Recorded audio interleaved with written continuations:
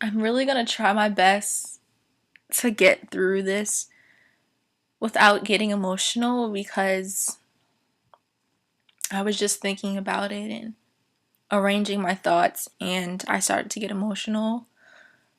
Um, so I'm gonna try my best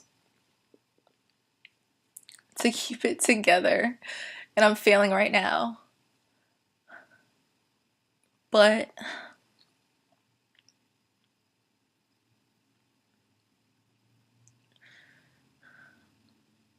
I'm sorry, this is just a really lethargic experience for me, and I'm just realizing so much about myself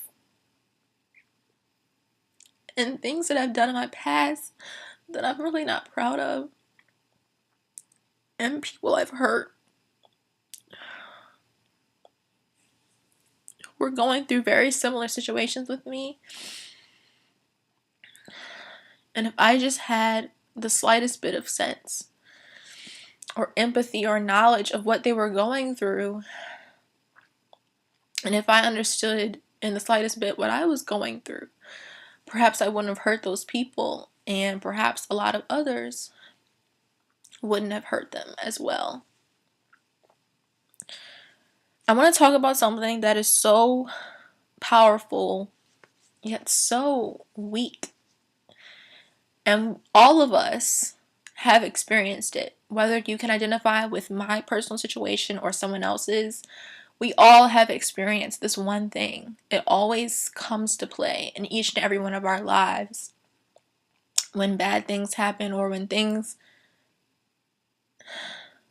there are things about us that seem rare or uncommon or unusual or particularly bizarre, this thing called shame is such a monster.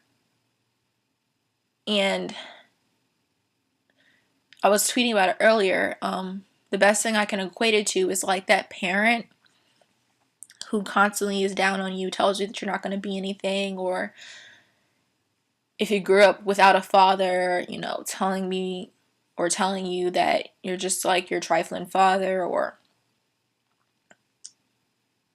stuff like that. Or that abusive spouse or partner, that person who hits you, tells you bad things about yourself, tries to make you so fearful and keep you hidden from the world, keep you isolated. Or that friend who taunts you, they're supposed to be your friend. You hang out with each other all the time, you do things together, but they're constantly ridiculing you, constantly picking on things about you, laughing at things that you don't find funny. That's what shame is. It's those destructive, unhealthy relationships in our lives that we hold on to so tightly because we think somehow that we need this person in our lives. We think that without them we can't thrive, or that we're so inadequate that we would not function properly without them. But the whole thing is that before we even met them, before we ever knew them, we never felt that inadequacy. We never felt that helplessness. But as soon as they told us that we were less than, or they told us that we needed them, we started to believe it more and more. As soon as we saw their ability to control our emotions, to affect us so deeply, we felt so out of control ourselves that we thought we needed those things to keep us controlled, to keep us together.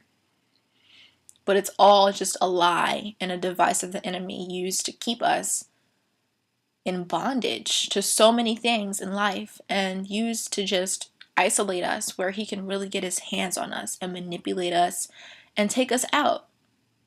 Shame is a nasty, dirty, disgusting, vicious monster that is out to destroy us all. And so we have to fight it with every ounce of our being and beyond every ounce of our being. That's where my faith comes into play.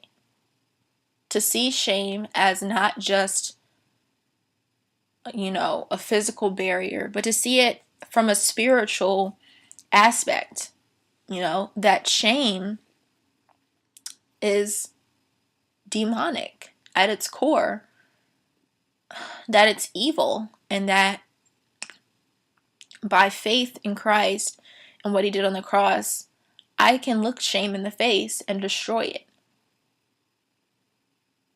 That's where I get my strength from to deal with shame. And I know that's what I'm going to need to conquer this monster that has tried to control my life for so long. And what really helps you to deal with shame is to recognize, that you, the way you are, there's no reason to be ashamed. Even if you're sick, even if you have addictions or problems or there are sins in your life, shame is not the solution to anything. Telling people you should be ashamed of yourself is cursing them. No, you should not be ashamed of anything, no matter how detestable it might be to society. Because if you're ashamed, how can you get help? How can you gain knowledge? How can you seek insight? And Christians, if you're telling people to be ashamed of themselves, how do you expect them to even reach the point of seeking to know Christ? How do you expect them to come to you when they're hurting, to ask you for prayer, to ask you for guidance, to seek the Lord out? Shame keeps so many people from even being able to pray to God. It's shame. I personally have experienced it. When I feel shameful, when I feel ashamed of myself, I retreat from God. I become a recluse. Instead of actively pursuing him, I retreat. So how could shame possibly be beneficial in my life whatsoever? It's a monster. So take those words, you should be ashamed of yourself, out of your vocabulary. And after this video, I don't even want to have the word shame, period, in my vocabulary, unless I'm telling someone to kill it. Unless I'm speaking against it, I don't want the word shame in my vocabulary whatsoever, because I'm destroying this monster. I'm determined to kill it. And I want you all to do the same. Now, the reason why I was so emotional in the beginning of this video is because I was just reflecting on a situation, particularly an individual who I knew when I was younger. We kind of grew up in the same church together. And there was something unique about him that most people would tell you to be ashamed of, or that most people, because they're so ignorant about it, consider it to be something that's shameful. And what I'm referring to is, being a eunuch. Eunuchs. A lot of churches don't talk about them. A lot of churches don't even mention them. Don't even want to deal with the subject of eunuchs and what it really means and what it entails for your life. Now, it was very clear from the beginning that this person had a distinct assignment from God, had a uniqueness about them, had a special mark in their lives. His life. He had a special mark in his life. And because people didn't know how to interpret his uniqueness, they ridiculed him, taunted him, teased him. And though I had a connection to this person, I did the same exact thing. And a big part of why I did the same exact thing was because of my own shame, my own guilt, my own insecurities. And I put those on that individual. And I used my hurtness to hurt someone else who was already hurt, who was already dealing with a lot, and who already had so much pressure.